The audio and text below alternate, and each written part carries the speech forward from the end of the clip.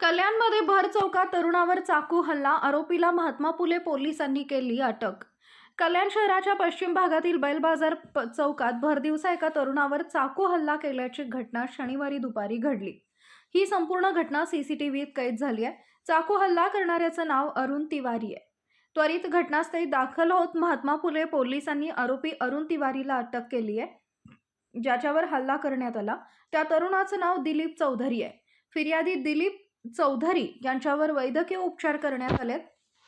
यानंतर फिर्यादीचा जबाब घेतल्यानंतर पुढील कारवाई केली जाणार असल्याचे महात्मा फुले पोलीस स्टेशनचे वरिष्ठ पोलीस निरीक्षक ज्ञानेश्वर साबळे यांनी दिली आहे। सर मधुबनी चौकात एका तरुणाने हल्ला केला, काय प्रकार आहे? आज सायंकाळी 4 वाजण्याच्या सुमारास महात्मा फुले चौक पोलीस स्टेशनच्या हद्दीमधील वल्लीपीर चौक या ठिकाणी